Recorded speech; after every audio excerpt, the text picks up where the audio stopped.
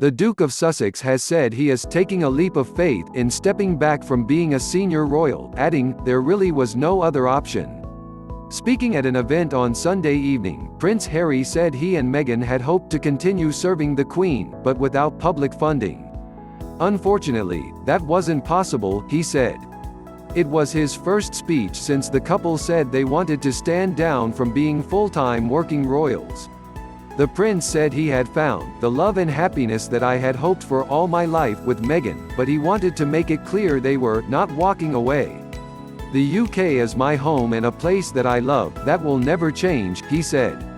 Prince Harry said it was a sign of the pressures he was feeling that he would step my family back from all I have ever known, in search of a more peaceful life.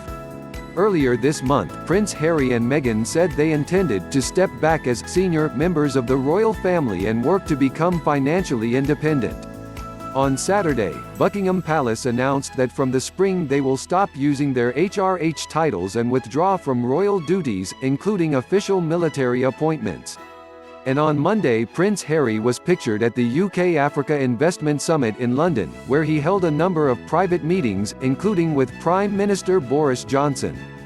The Duke and Duchess of Cambridge are hosting an evening reception at Buckingham Palace for heads of government, ministers, business leaders and members of NGOs attending the summit.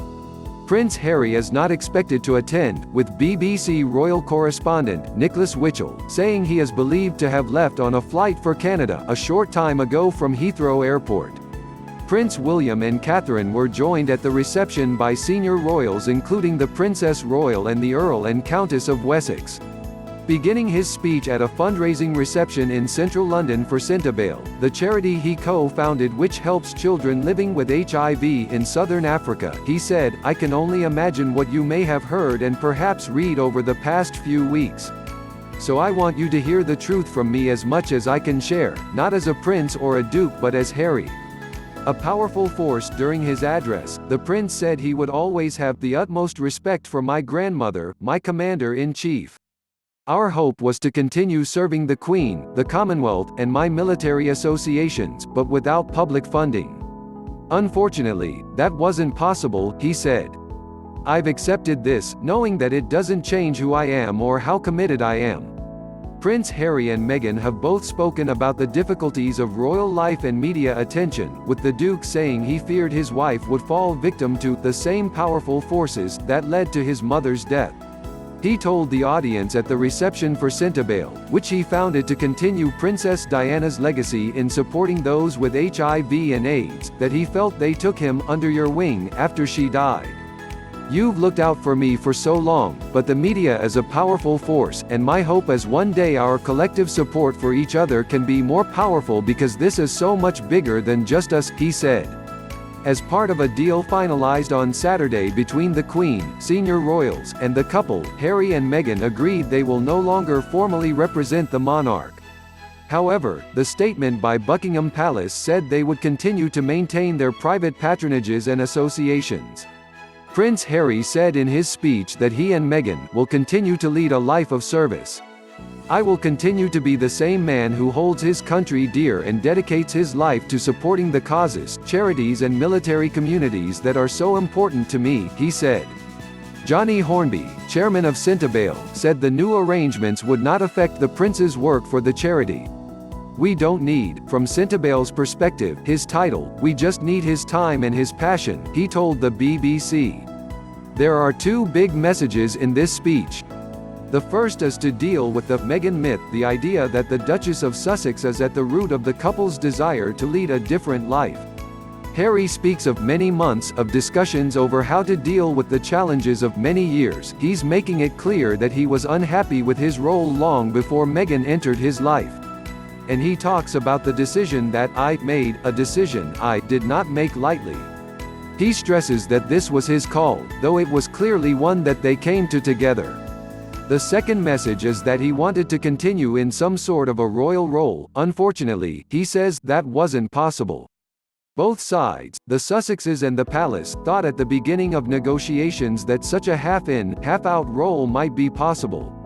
But the tension between a royal life and an independent life was too great, the contradictions and possible conflicts of interest were too many. Harry may or may not believe that to be true. But he wants to let people know that his desire, at least, was to continue to serve.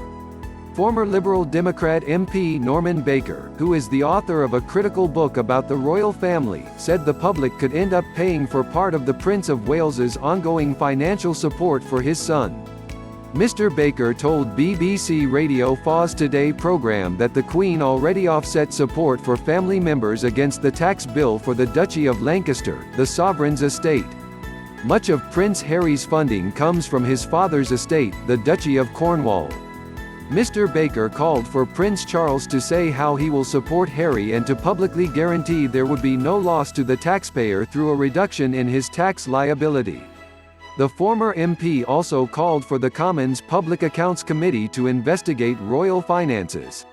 Journalist and royal author Robert Hardman said the agreement with the Queen meant the Duke and Duchess's Sussex royal brand, which they applied to trademark last year, is not sustainable.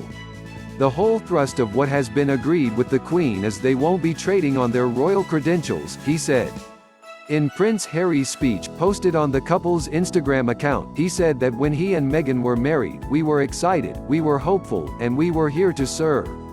For those reasons, it brings me great sadness that it has come to this. The decision that I have made for my wife and I to step back is not one I made lightly, he said. It was so many months of talks after so many years of challenges, and I know I haven't always got it right, but as far as this goes there really was no other option. The couple said they plan to divide their time between the UK and Canada, after they spent 6 weeks on Vancouver Island with their son Archie over Christmas. The prince told attendees it was a privilege to feel your excitement for our son Archie, who saw snow for the first time the other day and thought it was bloody brilliant. The Duchess is currently staying on Canada's west coast with her son, after briefly returning to the UK earlier this month. Please subscribe our YouTube channel Listen News here. If you like the video, please like, comment and share the video.